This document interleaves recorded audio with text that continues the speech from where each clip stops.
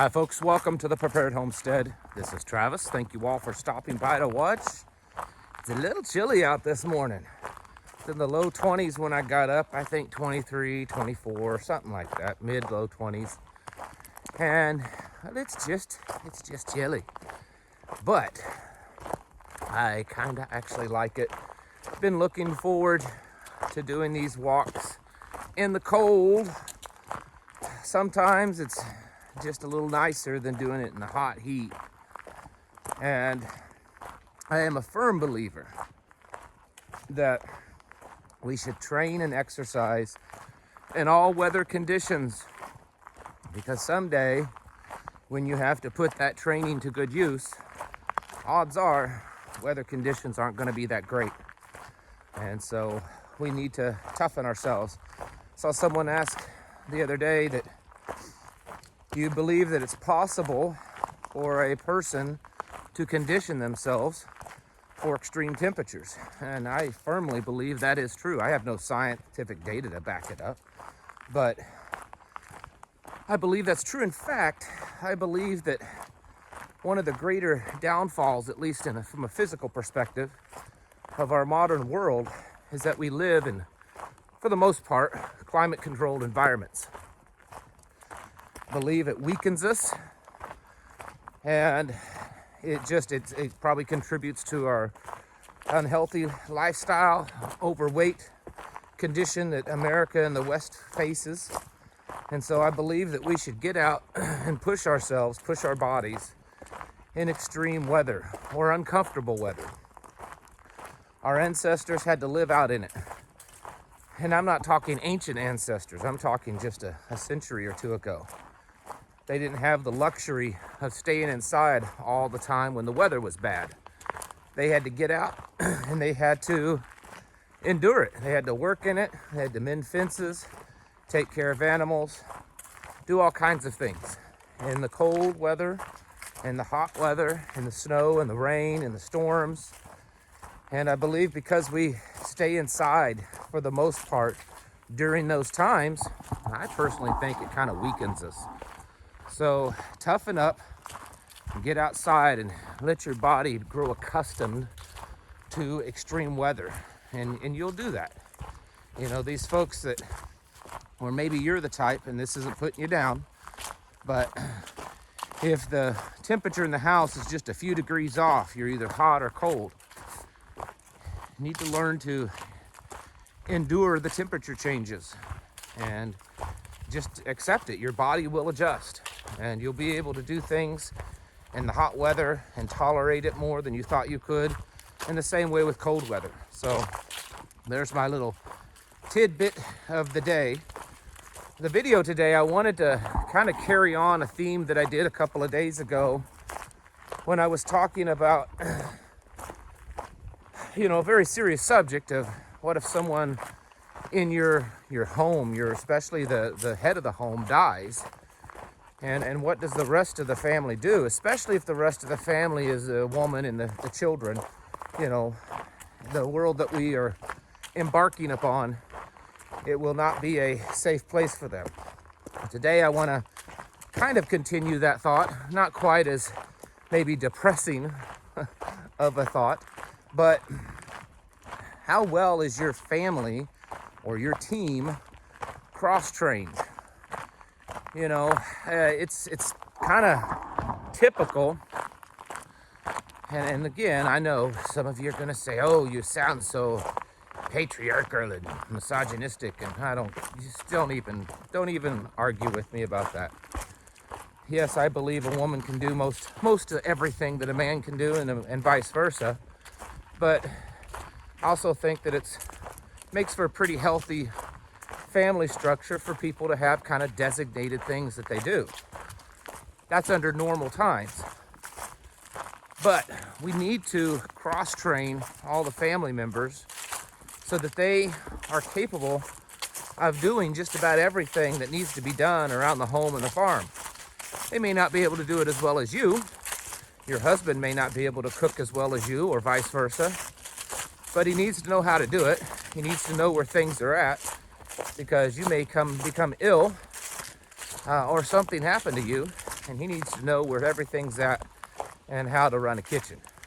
In the same way that you need to know where all the tools are, you need to know where all the bang tools are for defense, all the ammunition. You need to know where everything's at. And you need to know how to use it. You know, a lot of times we have things under lock and key, a combination lock, maybe in a safe or something like that. Does your spouse know how to get into them? Because what if you're down and you can't do it, or you're out, knocked out, sick, whatever, and they need to get into them? I know this may sound like common sense stuff, but you'd be surprised. Taking this a little step further, what about your children in the home? How well do they know how to do things? We live also in a world, I've been talking to my kids about this the last few days. We also live in a world where children today don't have much of any responsibility. And I understand that that's probably very different in your home because many of you are traditional homesteaders. You raise your children in a traditional manner. So you're saying, yeah, I get it, but that's not how it is here. Sorry. True, but I think that even at that, we tend to hold back just a little bit. And if you go back into 100 to 200 years ago, children were doing things many times at 8, 9, and 10 years old. They were doing things that today we reserve those things just for adults only. They knew how to hunt. They knew how to process an animal. They knew how to butcher. Of course, they knew how to shoot a gun. They knew how to plow a field, how to plant the garden, how to harvest it. They knew how to use a hammer, nail. How many children today know how to do these things? Push your children. You know, the odds are is your children are going to love it. Most kids want to do these things. Get them out from behind a screen. In fact, and I'm not going to judge anyone, but I would encourage you to get rid of those screens, especially video games and stuff like that. I just don't think that, I mean, at some point, they're probably not going to be able to use them very much, if at all.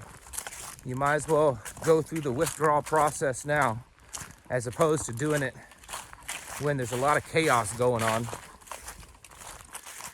Get rid of them, or at the very least, get the kids out from behind those TVs and computer screens and all that kind of stuff, phones. And get them outside and teach them how to do stuff. Teach them how to do the stuff that you do. I understand they're physically smaller, they're mentally less mature, and so they're not going to be as capable of you as doing things. And there's going to be a little bit of a learning curve there because they didn't maybe grow up that way. Some of you, your children did. Some of you have done this, your whole child's life. Many of you have not. So you can't pull a child out from in front of a, video game and stick them outside and expect them to do things as well as they did on, Little House on the Prairie. But you can get them to that point. And I would encourage you to do that. As children get older, a little bit more mature, they need to know how to handle a weapon. And they need to know how to handle it well, not just stand there with the .22 and shoot at a piece of paper. They need to know how to use it. Not because you're going to send them off to war, but they may be your family's last-ditch effort of saving your family if something bad happens. They need to know how to use it.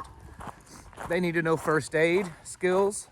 They need to know the basics of putting a tourniquet on, patching a chest wound. They need to know the evacuation plan, the fallback plan, where it is. They need to know how it works. They need to know what to grab if they have to leave. They need to know where to position themselves in the home if bad things happen. Someone comes on your property, and this should be anytime. I'm not talking just SHTF kind of stuff. This should be anytime. If you have several children, usually the oldest needs to be responsible for this. if people come onto your property and a gunfight ensues, your children should know a specific spot in the home to go to and hide. There's a few reasons for this. If those bad people come in the home, your children are hidden and you know where they're at. If a gunfight ensues, you know approximately where your children are in the home to try to prevent gunfire going that direction or prevent you from shooting that direction. These are some common sense things that you should be doing in your home with your children. Many times, preppers, you may be the only one in your household doing the things that you're doing and thinking the way that you're thinking. And that's very unfortunate. I understand it. I know that I'm blessed to be in a marriage and a home where that's not the case. But I do totally understand it for those of you that are in that kind of a situation. You got to just keep doing the best that you can. Keep encouraging them, sometimes gently showing them things, and getting them more involved in what you're doing. The way the world is turning, it should be a little bit easier to get them to realize how bad things are. And as far as your children, you're the parent. Put your foot down and teach them some ways. Teach your children the basics of how to start a fire in the fireplace or outside in the woods. Teach them some basic camping skills. They should know how to take care of the animals. When you butcher, they should be right there with you, learning right along with you. This should be just normal things. This is how it used to be. Only in our modern times have we done different, and have we allowed children to be, well, childish for a lot longer. I'm not saying that you should steal away your children's childhood, but they need to know how to do stuff. It's been that way forever. Again, only in the last, 3 decades maybe 4, have we seen parents encourage children to be very childlike for much longer. Even up to the point that, there are college students that are probably less mature than my 9-year-old twins or 14-year-old teenager. That's going to be a problem. And we've all talked about this, have all thought about it, that those people are going to have a real tough time making it. Well, don't let that happen in your home. Once you build a inner circle of people that you can really trust, even though you may not tell them everything in your entire plan, it's probably a good idea to let them in on at least some of it, so that if something happens to you, they can come to your aid, they can run things, they know where things are, and they should do the same with you. That one, you have to be a little bit more careful. You're not going to do that with just anyone. You're going to do that with someone that's very close, a good friend, someone that you can trust. Not just trust, but trust your family with them. It takes a lot of trust. But these are the things that we should be working on, because being a lone wolf really only works if you're all by yourself. You got a family to take care of. You're gonna kind of need each other. And you need to cross-train so that everyone knows in your family how to do things. And the close people around you know how to do them also. Because, it's something that none of us want to think about. None of us want to think about dying. None of us want to think about becoming paralyzed or even becoming ill for a very long period of time. An illness that you might get now that might only slow you down for a few days could slow you down for weeks in the future if you're not able to get the right kind of medicines, things like that. So you have to plan for that.